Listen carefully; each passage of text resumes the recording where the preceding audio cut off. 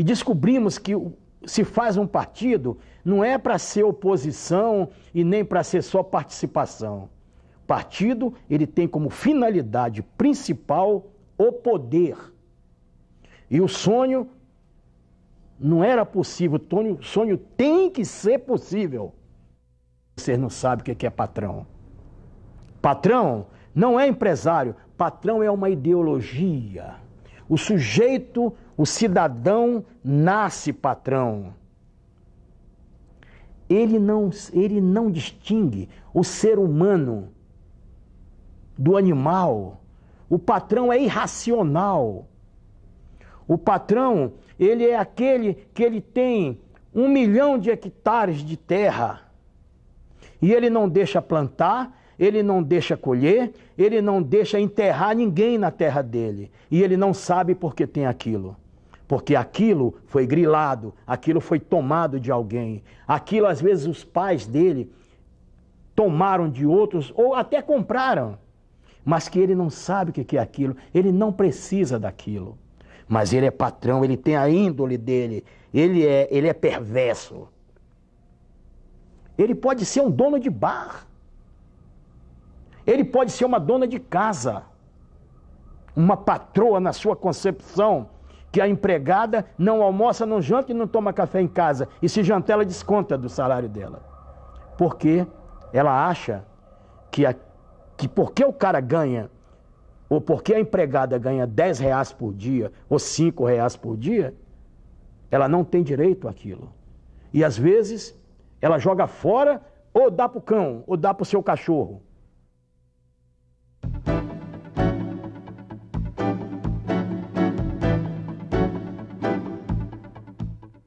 Meus avós, eles são de origem espanhola, eles são bascos, né? Eles vieram fugidos para cá, para o Brasil, os irmãos vieram fugidos para o Brasil. Uma parte dos Benevides ficou no norte, outras vieram para Minas, uma parte ficou no Rio e um outro pedaço foi para o Rio Grande do Sul. E esse meu avô, Benevides, ele foi morar em Santarém. E lá ele teve os filhos, né? Criou os filhos. E meu pai se formou em agronomia, que naquela época era um negócio fantástico, o cara formado em agronomia.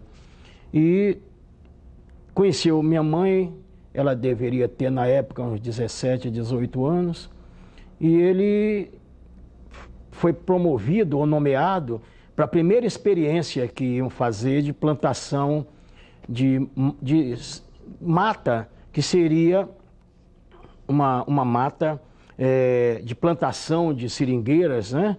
Seria a primeira vez na história do Brasil que ia se fazer uma floresta homogênea dentro de uma floresta heterogênea. E lá o meu pai foi gerente desse projeto, às margens do rio Tapajós, num lugar chamado Forlândia. E nesse lugar foi que eu nasci, em 1938. E um fato interessante, esse projeto era da Fora e da Goodyear, tanto que levou o nome de Forlândia. E de cada 100 que nascia na região, morria 70. Então eu sou sobrevivente, né? Eu consegui sobreviver nesse lugar, porque os americanos também tinham alguma coisa já de cuidar mais da infância, mas não era tão grande como era não. A preocupação era minha, mas como eu era filho do gerente do projeto, aí as coisas eram um pouco melhor para nós. Até os 5 anos eu fiquei em Forlândia. E aí meu pai morreu de beriberi, né, uma doença tropical. Meu pai morreu, os americanos chegaram para minha mãe e falaram assim, olha, a partir de hoje terminou o contrato. Então a senhora vai fazer o seguinte, a senhora vai ter que ir embora daqui, porque nós vamos ter que contratar uma outra pessoa, né, para tomar conta do projeto e a senhora vai ter que ir embora daqui. Pegaram, vamos imaginar, uns R$3.000 e deram para ela. E mandaram ela embora, nós fomos para Santarém, para casa do meu avô. E em Santarém a gente teve a primeira contato com a cidade já melhor, né? Já teve contato com... Pela primeira vez na minha vida, eu vi um rádio. Foi um negócio assim, um rádio de válvula. Eu tinha 6 anos, assim, com 6 anos eu achei aquilo... Só quem tinha o rádio era meu avô na cidade. né? Então ia gente lá para ouvir o rádio. Eu lembro bem dessa marca, o rádio era um rádio Mula, né? Marca Mula. Foi um negócio fantástico, né? Um rádio grandão, bonito, com um dial daqueles redondos, né? E eu era garoto, eu fiquei assim, achei bonito. Vi também uma bicicleta, né? E aquilo ali me deixou assim, eu comecei a ter contato com o progresso, e aonde eu aprendi as primeiras letras foi lá. Depois eu fui obrigado a ir para a casa dos meus avós por parte de mãe, né? O seu Joaquim Alves. Fui para lá, fui para Manaus. Morava num bairro chamado Educandos. Lá eu comecei a estudar e fiquei em Manaus até os 15 anos. Depois de 15 anos eu vim para Belém. Fiquei em Belém uma outra temporada, até os 17 anos. Aí, nesse inteirinho, eu tive contato a primeira vez com uma organização, sabe? Uma organização chamada Juventude Estudantil Católica, onde a gente tinha acesso, por exemplo, a pequenos livros com alguma indicação religiosa, né? Mas assim, muito presa só à religião. A Juventude Estudantil Católica, ela me deu ela é como se diz hoje, ela me deu qualidade. Ela me fez, eu era assim um cara meio, é uma pedra muito bruta, né? Em que a religião vem e começa a te lapidar aos poucos, te ensinando alguma coisa, por exemplo, ensinando a comer. Uma das coisas que a gente fala isso, as pessoas não acreditam, né? Mas me ensinou a comer, me ensinou a respirar. A gente estava sempre... Aquela coisa de pessoas do próprio local, né? Que se aprende, você fica viciado, né? A cidade não tinha muita qualidade de vida, né? Você tinha os muito ricos e o resto.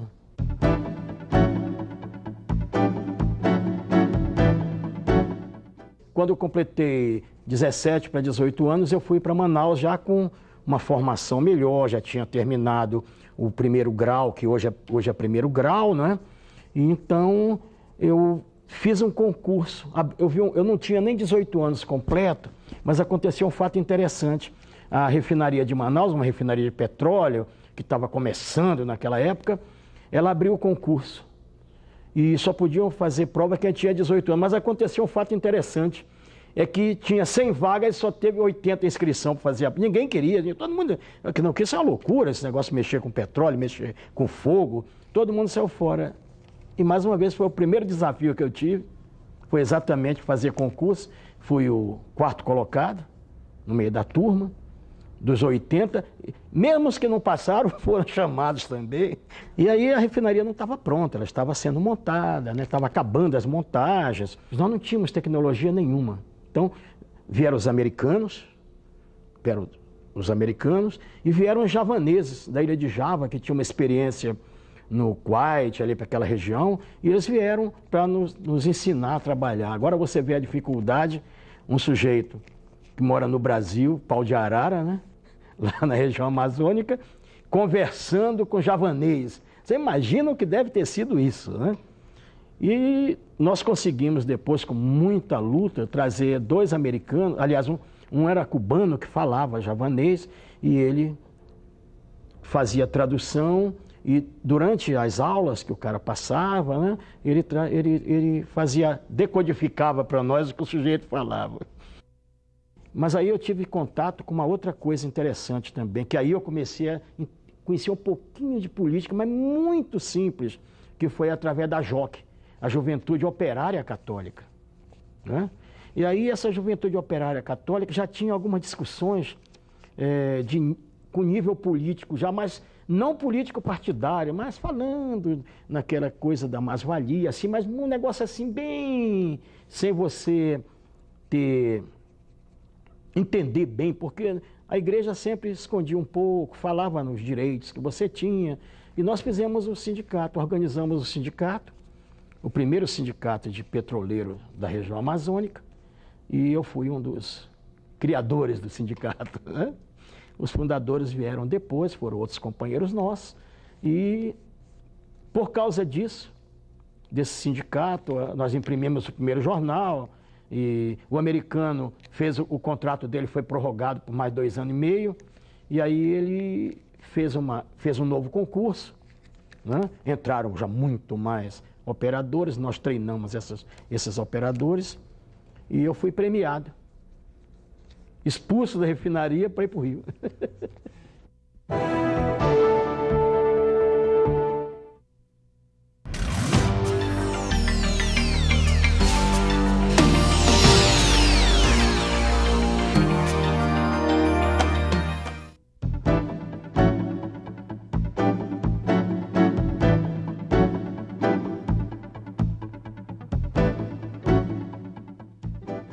E aí eu me apresentei na refinaria Duque de Caxias, né?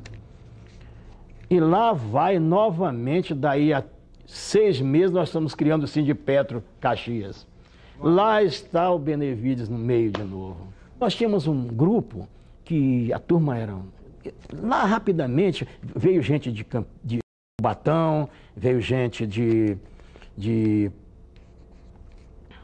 da Bahia. E no meio do pessoal da Bahia veio um pessoal que tocava tambor e afoxé, aqueles negócios todos. E tinha uns deles que eram pintores. Tinha 3 que gostavam de pintar e tinha 2 do Rio. Tem até o Vergara, não sei se você ouviu falar no Vergara. Vergara, depois ele casou até com uma artista de cinema, que depois o Chico Buarque casou com ela, Marieta Severo. Então o Chico Buarque, a esposa do Chico Buarque era casada com esse camarada que era pintor. Então nós aprendemos também, juntava a turma toda e começamos a desenvolver alguns trabalhos de música. Eu, inclusive, acabei aprendendo a pintar também e juntava com a turma toda. Mas aí aconteceu um fato, o sindicato nos impôs uma outra situação. Não era aquele sindicato lá de Manaus. Era um outro sindicato com posições políticas definidas, né? Você tinha que ter... a discussão política, ela era em cima do PTB, ué. Era o partido que se apresentava como legítimo representante dos trabalhadores. Aí você teve contato também com o partidão, né? O PCB. Começou a aparecer também nesse aglomerado de gente, 3.500 pessoas, aí a fauna ficou bem diversificada, né? E juntamos. Aí o que aconteceu foi o seguinte, o pessoal da Jockey, do Rio também, era bastante diferente do nosso. Era um pessoal extremamente politizado, com cartilha falando sobre as questões políticas, e o sindicato já foi diferente. Aí a formação do sindicato já foi uma questão mais discutida, não é? Onde nós tiramos uma diretoria provisória, e eu fazia parte dessa diretoria, mas, sinceramente, eu não estava politizado à altura para responder sobre as questões sindicais. Eu não estou falando questões políticas partidárias, embora nesse meio aí tenham entrado segmentos políticos organizados.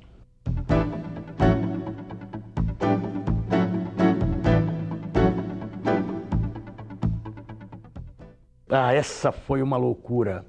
Essa foi uma loucura porque nós fizemos campanha por lote. Né?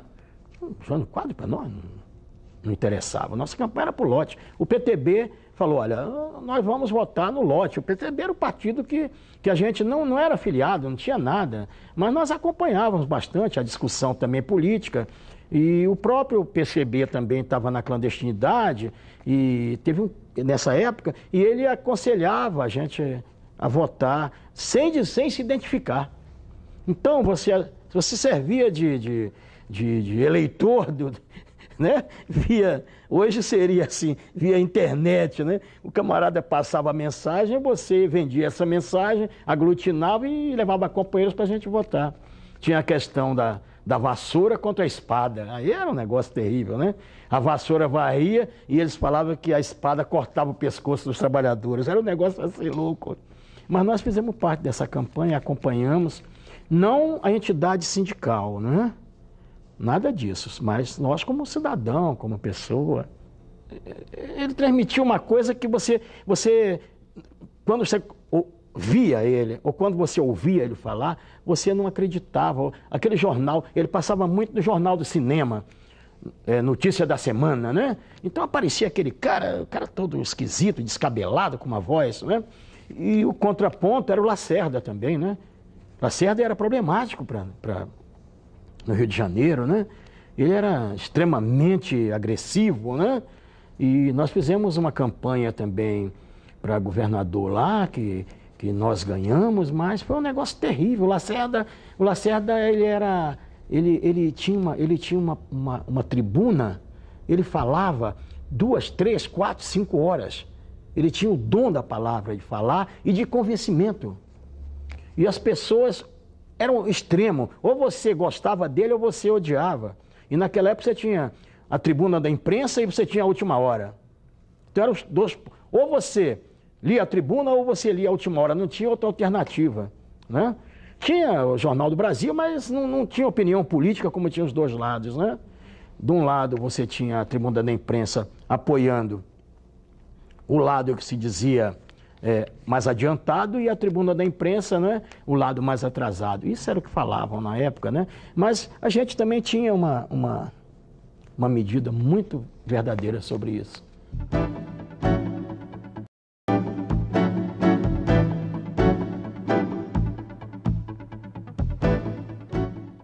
A CGT é um negócio bem interessante, porque ela é colocada para os trabalhadores como uma organização que vai dar unidade ao movimento dos trabalhadores.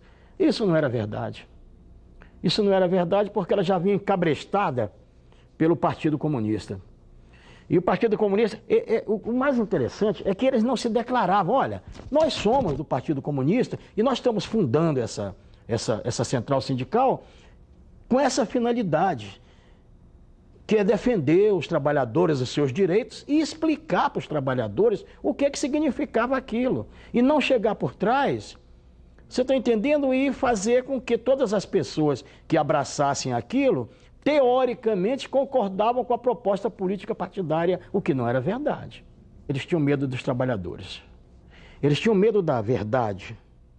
Não é dizer que eles não são quadros excepcionais ou foram, tá certo? O Hércules Correia, o João Amazonas, que depois foi pro PCdoB, mas outros que agora no momento, sinceramente, me passa despercebido, mas o próprio Prestes. Mas eles se apresentavam dessa forma. E logo imediatamente houve um racha, porque os portuários fizeram o PUA, Pacto de Unidade e Ação, né? E aí saiu uma série de outros segmentos políticos que enveredaram por esse caminho. E aí aconteceu um outro fato também, é a união dos trabalhadores do campo com a união dos trabalhadores da cidade. E só que essa união não era verdadeira, né? Essa união tinha propostas bem diferentes. E os trabalhadores do campo nunca tiveram acesso à cidade. E os trabalhadores da cidade não tinham interesse no campo. O Bloco Operário Camponês, né? Que você tinha as ligas camponesas de um lado e você tinha do outro lado a Central dos Trabalhadores, né, a CGT, e a CGT não tinha proposta, não agregava, não somava. Quer dizer, eram coisas assim muito dispersas, mas no grande jargão do jornal, né, dos jornais que o partido, com uma voz operária, soltava, dizia que essa união ela era verdadeira e na realidade não era. Não existia isso.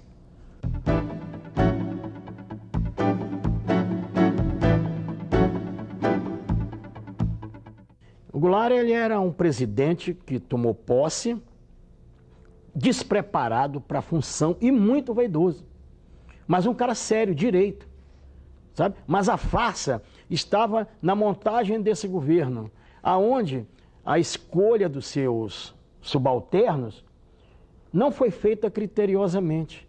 Os golpistas estavam todos dentro do governo e os militares que deram o golpe estavam também todos eles dentro do governo, né? E se tinha dentro desse movimento alguns generais, o comandante do Corpo de Fuzileiros Navais, que tinha o almirante Aragão, disse que tinha um esquema de proteção contra golpe, contra tudo. No final, quando o golpe de Estado se instala, na realidade, ele sai dia 31 de Juiz de Fora, mas o golpe se instala na realidade dia 1º de abril, que é o maior interessante isso aí, né?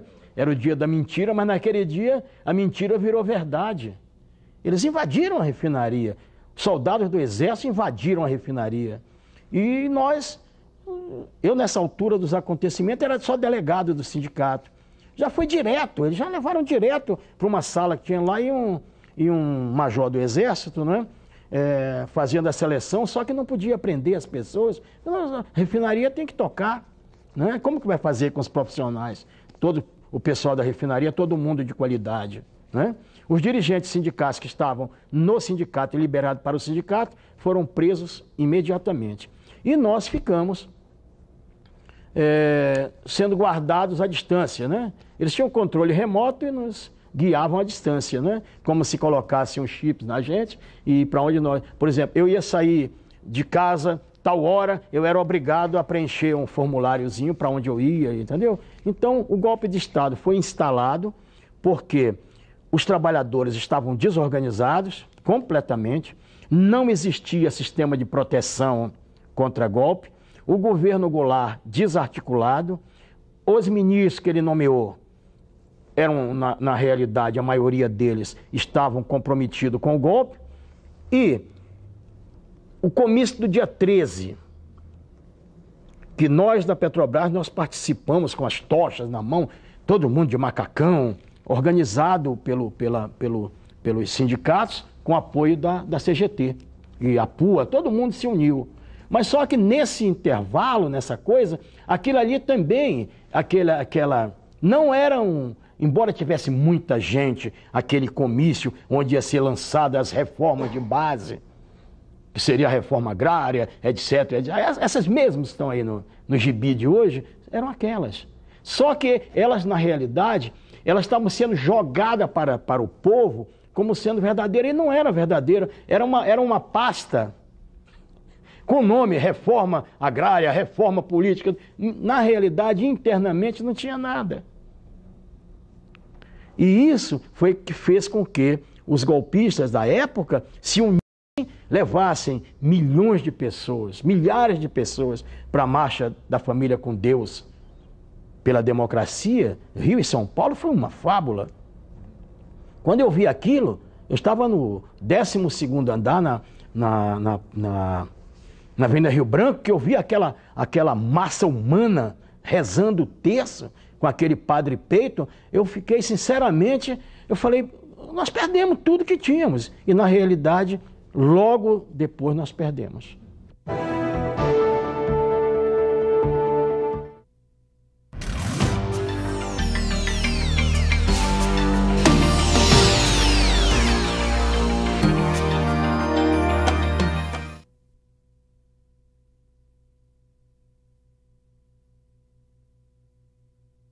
Em 64, depois da derrota, né? Os trabalhadores foram derrotados e o povo brasileiro, derrotado, assume os militares com uma proposta política e dizendo o seguinte, porque na realidade o golpe foi dado pela UDN, isso aí é claro, fique claro, a UDN deu o golpe para não deixar a JK 65. Em síntese, se você fizer uma análise crítica do que aconteceu na época, foi exatamente isso. JK 65 seria um empecilho para a UDN. A UDN nunca ganhou o poder. Ganhou com o Jânio, que não era da UDN, era de um outro partido pequeno que se coligou com a UDN. Então a UDN, embora tenha tido os melhores quadros políticos, né, mas era incompetente para ganhar uma eleição a nível nacional. E o golpe de Estado foi dado em cima disso. Agora, a convivência dentro desse golpe, olha, é terrível. Os sindicatos foram todos eles, ficaram sob intervenção. Os principais dirigentes sindicais do país ficaram presos. Os de segunda linha ficaram sob vigilância, constante vigilância. Aí nós tivemos que mudar a tática. Nós juntamos esses grupos que pintavam, que faziam poesia, que ouviam jazz. Eu aprendi a ouvir David Brubeck, eu não sabia nem quem era esse cara. esse grupo era tão elite que eu aprendi ao vigésimo. Aí já pintava um pouquinho, daí a gente reunia e aí nós começamos a municiar esses companheiros que estavam afastados do sindicato, que entraram na clandestinidade, e a gente juntava dinheiro desses grupos e dava dinheiro para esses companheiros, antes deles irem para a luta armada, que a luta armada é um outro momento que a gente vai conversar depois. Esses companheiros, eles eram todos sindicalistas. O movimento estudantil ainda não estava ainda no seu apogeu. O movimento estudantil, ele vem bem devagarinho, até que chega a 68. Mas antes de 68, o movimento estudantil era assim de fazer passeata, fazer aglomeração, atravessar Rio Branco ao contrário, para a polícia não poder pegar, parar o trânsito, entendeu? Os trabalhadores ficaram sem ter absolutamente qualquer tipo de liderança, né, que pelo menos dissesse assim, olha, o caminho é esse. A JOC, que a gente frequentava, ela toma uma posição, vai para a AP, Ação Popular, e os outros segmentos, mas não falaram que foram para a AP. Eu poderia ter ido, mas eu não sabia nem o que era a AP, pô. E os outros segmentos mais politizados se aglomeraram em cima de propostas políticas também, bem diferenciadas. Por exemplo, uma parte achava que a política, o comunismo russo era melhor, outros o chinês, outros achavam que não, que o negócio era a Albânia, entendeu? Então, nesse arcabouço de propostas políticas, a gente ficava à margem, porque nós não tínhamos ainda qualidade suficiente, não tinha textos, nós não fomos levados, por exemplo, a ter a formação política que era necessária para você militar. Educativa, isso aí vem acontecer a partir de 77, 76, que você começa a ter mais qualidade, aonde você começa a ter a ver liberação de livros para você participar.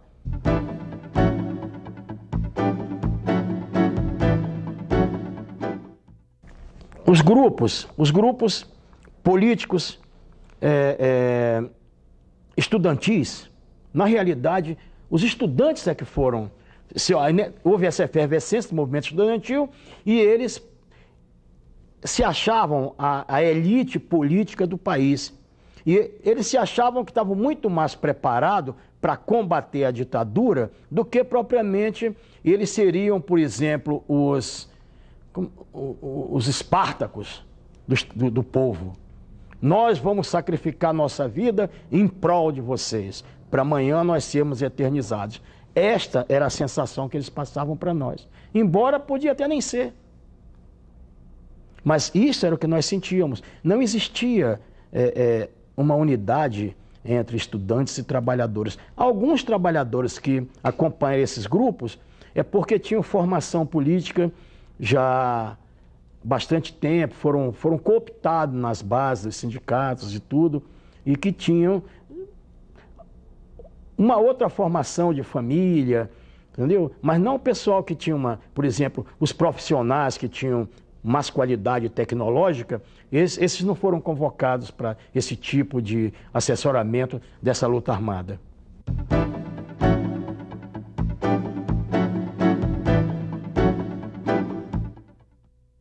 A direção Joconde, ela era burocrática, extremamente burocrática.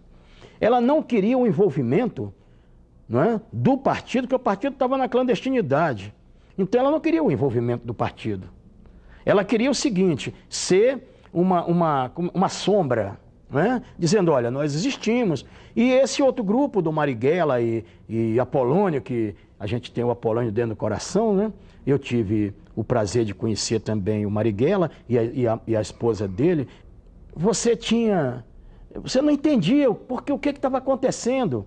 E esses segmentos também, eles também eram rebeldes, não só com o partido deles. Eles também eram rebeldes com os próprios trabalhadores.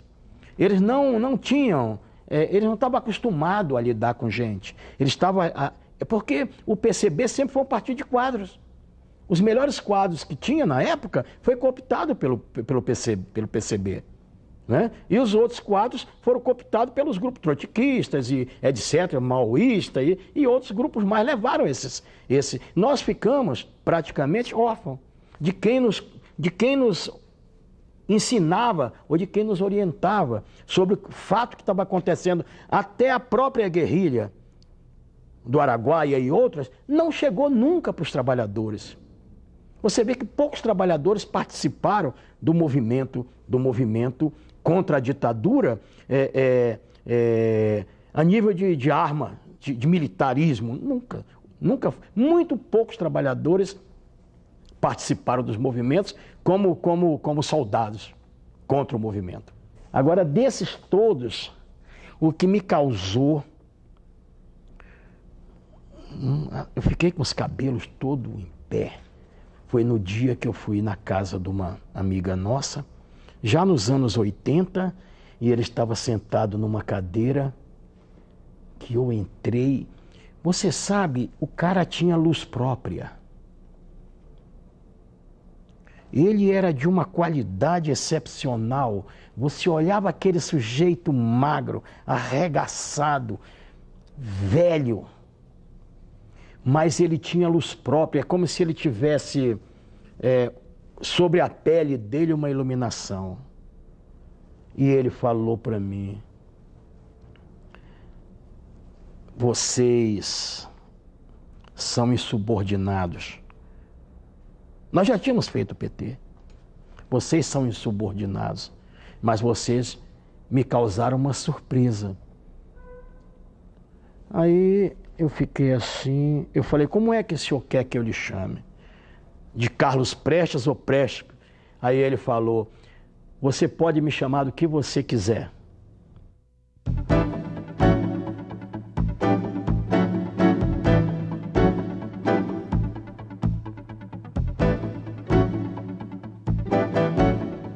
A ditadura descobriu que ela não poderia mais fazer um combate amador. O combate tinha que ser militar. E ela se prepara, aonde ela manda buscar profissionais nos Estados Unidos, manda buscar profissionais no Canadá, né? Aonde vêm sujeitos com preparo contra, inclusive contra movimentos, né? Já tinham feito alguns treinamentos, essa coisa toda. E vem para o Brasil esses profissionais que ensinam, inclusive, tortura, coisa que os militares desconheciam. E a tortura se instala no Brasil com aulas práticas, onde pegava o sujeito, colocava o sujeito nu e dava choque, batia. Então essas coisas todas aconteceram neste Brasil brasileiro. É real. Entendeu? E foi experiência que trouxeram de fora.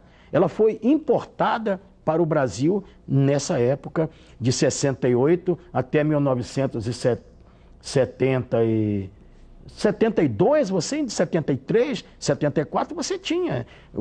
Era explícito a tortura no Brasil.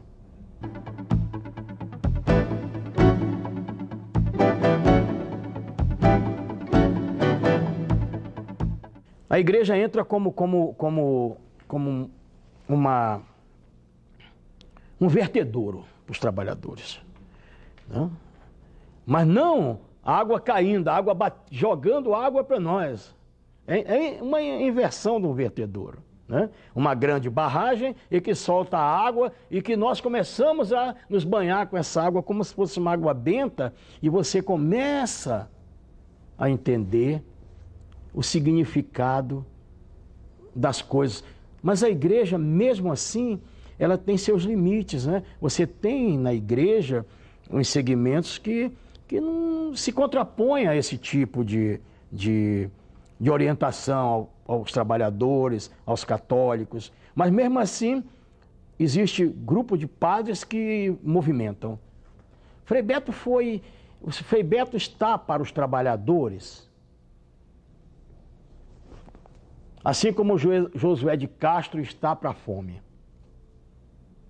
Frei Beto é uma alma, sabe? Nós temos o Frei Leonardo Boff também, que nos ajudou, e outros, né?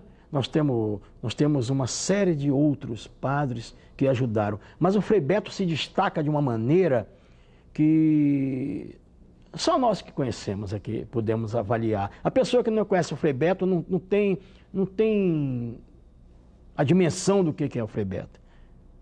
Frei Beto para os trabalhadores foi praticamente água, ar e vida.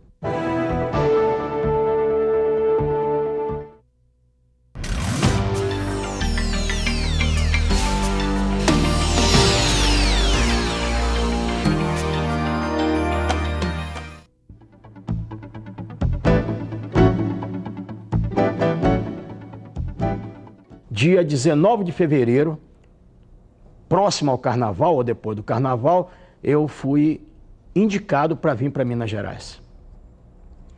E aí eu não conhecia nada de Belo Horizonte, nunca tinha vindo a Belo Horizonte. Por incrível que pareça, estava do lado. Tinha ido muito a São Paulo, mas Belo Horizonte eu não conhecia. Aí você vai tomar posse, dia 1º de março você toma posse lá. Que a refinaria vai dar partida no dia 30 de março. Militava no sindicato, mas o sindicato era problemático porque tinha a ditadura, tinha havido aquela greve de Contagem em 68, que foi um negócio seríssimo, onde mataram o trabalhador, bateram em trabalhador, e eu estava naquele momento em Belo Horizonte e participava do Sindipetro, mas o Sindipetro era um companheiro nosso fantástico, era o presidente, o Aguinaldo, mas a gente não tinha ainda o sindicato todo sob intervenção praticamente, tudo controlado, né? Em Minas Gerais eu tive contato com companheiros que tinham assim mesmo sendo da universidade, fossem estudantes, eu tinha mais acesso em conversar com o pessoal. Dizem que os mineiros são fechados, esse negócio todo, mas foi com eles, né? Dentro da universidade, conversando, trocando ideias, e uma série de pessoas que a gente conheceu e que nos deram algum conhecimento político, mas olhe bem, sempre dentro da questão política, sem entrar na questão partidária. Olhe bem, isso aí é que me deixa, assim, os trabalhadores brasileiros, eles sempre foram colocados na retaguarda dos partidos políticos. Entendeu? E isso, eu acho que os trabalhadores não perdoam. Os trabalhadores não perdoam, e tanto que no dia que eles se rebelaram, eles passaram por cima de tudo e fizeram um partido deles.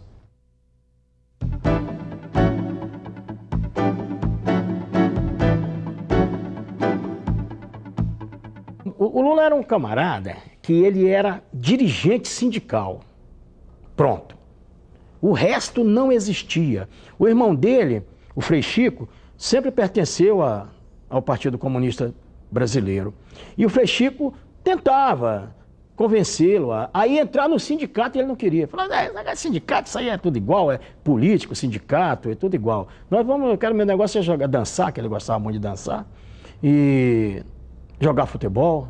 Em 74, o Frei Chico consegue levar ele numa assembleia e ele entrou para o sindicato em 75, mas sempre dentro da militância sindical, completamente alheio à política partidária. Em 78 acontece um fato interessante. Antes dele se reeleger, houve eleição. E o Fernando Henrique Cardoso era candidato a senador. Naquele tempo você podia ter 2 candidatos, né, ao mesmo cargo. Então tinha o Franco Montoro e tinha o Fernando Henrique Cardoso, né? E o Lula, pela primeira vez, através do Jacob Itá, que era muito amigo dele, fez esse contato e levou o Lula para a campanha. Só que o Fernando Henrique não acordava de jeito nenhum. A fábrica entra às 5 horas da manhã. O Fernando Henrique não estava acostumado com isso, né? Então, de vez em quando, o Lula ia sozinho para a porta da fábrica distribuir boletim do Fernando Henrique. E foi pela primeira vez que o Lula conheceu o Fernando Henrique, em 78, nessa campanha eleitoral. Depois disso, em 78, o Lula é reeleito presidente do sindicato. E aí nós sofremos o primeiro problema que aconteceu foi o seguinte: numa discussão dentro do sindicato, descobriu-se que nós só tínhamos 2 deputados. Um era o Aurélio Pérez e o outro era o Marcelo Gato de Santos. E eles, todos 2 eram do PCB, mas estavam dentro do MDB, né? E como é que a gente podia ganhar nada com isso? Essa foi o primeiro contato político partidário que o Lula teve pelas informações que me constam. Logo, aí aquilo ficou na cabeça dele, mas aí houve uma reunião em Santa Catarina. E lá, o pessoal que mexia com carvão chamaram o Lula para fazer uma apresentação lá, como é que era o sindicato, e mostrar para o Lula como é que era lá, porque o Lula estava começando a despontar, mas assim, muito na área sindical. E um dos trabalhadores lá falou assim: vem cá, nós nunca... Perguntou para ele se ele não tinha pensado em nunca se organizar politicamente. Olhe bem que não falou em nada de partido. Aquilo ele falou: olha, eu não gosto de mexer nisso, lugar de estudante é na faculdade, lugar de padre é na igreja e lugar de trabalhador é no trabalho. Mas foi a primeira vez que alguém questionou ele sobre a questão política. Depois ele vem na posse do Walter, em próprio 78, e lá tem uma discussão, uma brincadeira, e o pessoal fala, no Partido Operário Comunista, um segmento lá do PRC também, começaram a falar disso tudo, e ele achou graça, mas aquilo também induziu ele a pensar num partido político. Aí nessa altura ele já tinha como, no movimento sindical, ele já estava junto com o Paulo Scromove, com o Olívio Dutra, já estava junto com o Jacó, o Enos, o Cicote. E aí o Cicote. O Lula era presidente do Sindicato dos Metalúrgicos de São Bernardo. O Olívio Dutra, presidente dos Sindicatos Bancários de Porto Alegre. O Cicote era diretor do Sindicato dos Metalúrgicos de São Caetano. O Enos Amorina era presidente do Sindicato dos Metalúrgicos de Osasco. O Scromove, presidente do Sindicato dos Coreiros de São Paulo, e o Jacó Bittar, presidente do Sindicato dos Metalúrgicos, dos Petroleiros de Campinas. Campinas e Paulínia. E aí, através do Jacó, que era presidente do Sindicato dos Petroleiros de Paulínia e Campinas, eu ganhei as eleições aqui e convidei o Jacó para vir participar da nossa festa. O Jacó foi e convidou o Lula, convidou o Scromove e convidou o Enos Amorina. E eu fui de carro para o aeroporto, eu tinha um Fusquinha para caber 5 ali, foi uma maior confusão. Ali na Pedro I, Lula vira para mim na direção e falou assim: Benevides, que tal a gente nos organizar num partido político? Assim, de tiro. Eu virei assim, olhei pelo retrovisor, falei: mas você nem me conhece direito ainda? Não, já te conheci, o Jacó já falou tanto de você, falou que você é um cara elétrico, que papapá, mas é um cara disposto, a gente pode contar, não sei o quê. Eu digo: ó, Lula, o negócio é o seguinte, nós temos um MDB aí, pô. Tem um MDB, tem um PTB que está voltando. Nós não temos qualidade nem capacidade de fazer um partido político. Você não acha, não? Pronto. Aí mudei, eu mesmo que cortei a conversa, falei uma outra coisa, perguntei dele como é que era, eu virei a conversa e eles foram para minha casa, não foram mais nem para hotel, foram tudo para minha casa. Aí minha mãe fez uma lasanha, que eles gostam de comer lasanha, juntamos lá a turma toda, tomamos umas bramas, tomamos uma pinguinha legal e pá. Quando foi à noite, nós fomos sindicatos bancários, que a posse era minha posse, sindicatos petroleiros, mas era nos sindicatos bancários, porque era mais amplo, cabia mais gente. Estava lotado o sindicato. E lá o Lula sentou, o Jacó sentou, a turma toda, né? O Arlindo Ramos, que era o presidente dos sindicatos dos bancários, um dos maiores dirigentes sindicais que esse país, eu não falei Estado de Minas, eu falei país. Arlindo Ramos, presidente dos sindicatos bancários. Estava presente Jaime Maia também, do sindicato dos gráficos. e outro companheiro do Sindicato dos Marceneiros, que eu não me lembro agora, né? Estava presente um dos maiores dirigentes sindicais desse país também, chamado João Paulo Pires de Vasconcelos. Uma expressão fantástica. O sindicalismo brasileiro carece até hoje de companheiros igual João Paulo Pires.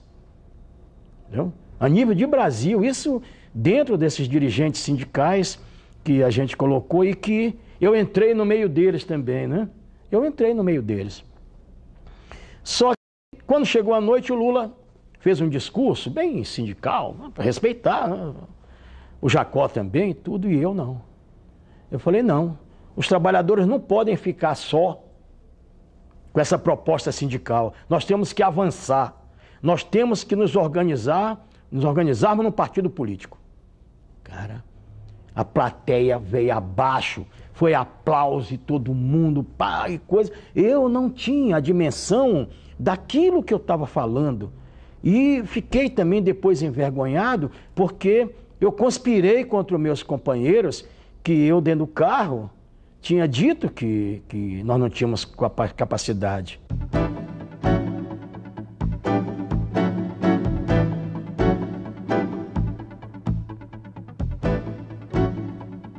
Ele continua até hoje ainda, o resíduo dele continua ainda fermentado ainda nesse mundo de coisas. Porque 79 foi um ano assim, rico em tudo que você pode imaginar.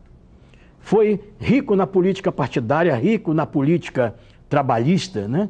Rico nas mobilizações. Essas greves, elas foram, no começo, 78 teve uma greve de ponta, os caras paravam no pé da máquina. Mas 79 não. Os trabalhadores vieram para a rua. Ora, chegou a ter 80, 90 mil pessoas dentro do Sindicato de São Bernardo, com helicóptero por cima ameaçando matar os trabalhadores, esse negócio todo. Prende-se os dirigentes sindicais e, enquanto isso, o PT continua. Isso é que é interessante.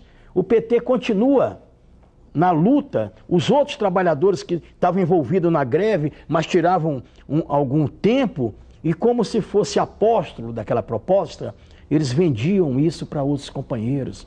Os grupos organizados não aceitavam de forma nenhuma. Eles não queriam o Partido dos Trabalhadores. E aí nós resolvemos fazer o 1º de maio na rua. A primeira vez que Minas Gerais ia fazer um 1º de maio na rua. E aí como é que faz? A gente reúne aqui essa intersindical aí, tinha uns 12 sindicalistas, e teve companheiros que falaram assim, olha, eu não desafiava não. Isso aí é desafiar o regime militar, o AI-5 está aí, ué. Isso seria um... E eu achava que não, que a gente tinha que ir para a rua, porque a igreja, nós tínhamos parceria da igreja. A igreja de Contagem, da cidade industrial, ia fazer uma missa ecumênica. Por que a gente não distribuir um documento nessa missa? Conseguimos levar umas 2.500 pessoas em cima de um caminhão, tivemos ajuda também do pessoal do MR8, ajudou, através do Albênzio, através do Inácio Hernandes. Nós distribuímos a primeira vez a Carta de Princípio, que é o documento mais atual do PT. Não existe nem estatuto, nem manifesto, nada disso. Quem quiser se inteirar do que é o Partido dos Trabalhadores ontem, hoje e amanhã, é a Carta de Princípios, documento mais atual. E no dia 10 de outubro, no dia 10 de fevereiro de 1980, nós conseguimos organizar esse partido em 15 estados e demos entrada nele no tribunal.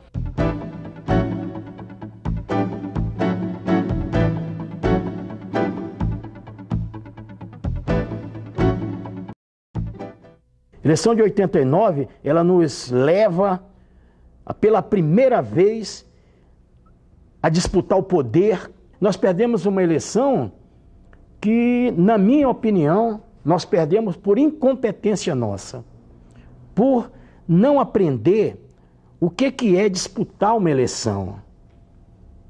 Uma coisa é você participar de uma eleição, outra coisa é você pegar um elmo, pegar a sua espada e, como um cavaleiro, você ir, como um cavaleiro da Távola Redonda, você ir disputar o poder.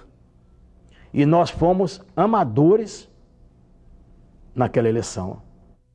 Collor é deposto, o governo Itamar toma posição, toma posse como governo, e nós não entendemos também, a segunda vez que o partido erra, nós não entendemos o que era o governo Itamar, e nós nos afastamos do governo Itamar. A Erundina foi, talvez, a única pessoa dentro do partido que entendeu o governo Itamar. E ela não abandonou. E sabe qual foi nossa resposta para a Erundina? Nós expulsamos a Erundina do partido. 94, cometemos outro erro.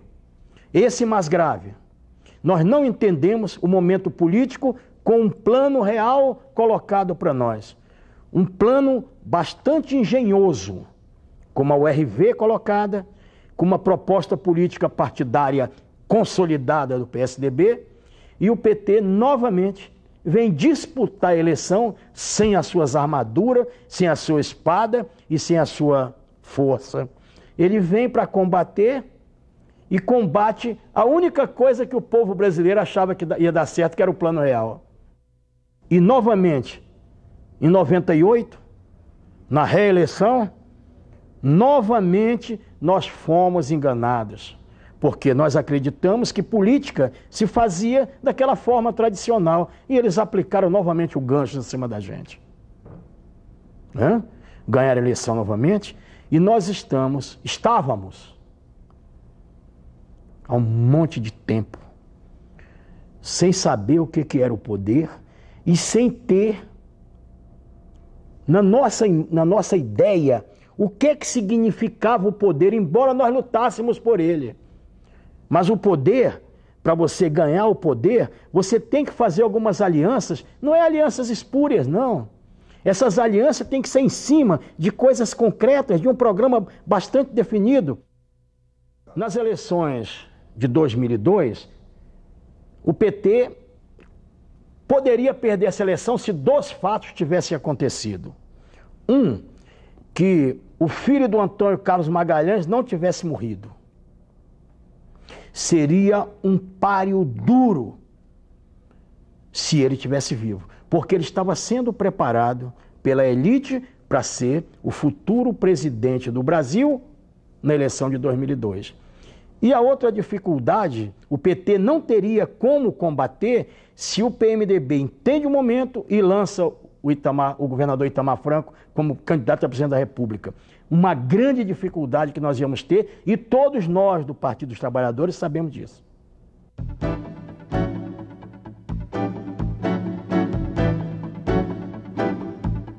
Olha, o governo Fernando Henrique optou por um projeto que excluía o social. E que nos últimos 3 anos ele tentou calafetar, mascarar, aproveitando os projetos Bolsa Escola do PT, aproveitando renda mínima, dando algumas coisas, mas numa forma paternalista. Eles não gostam de gente. O PSDB não gosta de gente. O PSDB como organização política. O PFL, eu considero que só existem 2 partidos no Brasil que têm ideologia, que têm razão de ser. Um é o PT e o outro é o PFL. Porque é bem definido, você sabe o que o PFL quer. Né? O PFL quer o seguinte: eu quero sempre estar próximo ao poder. Mesmo que eu não seja o poder, eu sou sócio do poder. E o PT não. O PT tem uma prática que é um partido de massa, extremamente democrático, com as suas decisões todas em Congresso. O PMDB é um partido sem coração, né? Sem cabeça e sem coração e sem pernas, e completamente acéfalo. O governo Fernando Henrique foi colocado para o povo brasileiro de uma maneira completamente diferente. Ele nunca sofreu. Ele nunca entrou na fila, ele nunca andou de ônibus. Foi o presidente que mais milhas conseguiu fazer. Ele pouco ficou no Brasil, ele pouco governou. E o troço mais interessante, o Marco Maciel, que é o vice-presidente da República, não governou absolutamente nada. O governo desse país e o presidente, um é legal, mas o de fato chama-se Malan, Pedro Malan, com o seu vice-presidente Armínio Fraga. Os dois governaram o país durante praticamente os 8 anos de governo Fernando Henrique. E eles não têm compromisso nenhum com ninguém. Agora você quer dizer que o Fernando Henrique é um cara mau como pessoa? Não, não. Eu o conheci pessoalmente. É um sujeito afável, extremamente democrático. Se você quiser falar com um cara sobre democracia, ele te dá 2 horas, 3, 4 horas de aula de democracia. Só que a democracia dele é um pouco diferente da democracia que a gente quer e que a gente gosta. Bote essa estrela no peito, não tenha medo ou pudor. Agora eu quero você te ver torcendo a favor do que é direito, da decência que restou, a favor de um povo pobre, mas nobre e trabalhador. É o desejo dessa gente querer um Brasil mais decente, ter direito à esperança e uma vida diferente. É só você querer, é só você querer.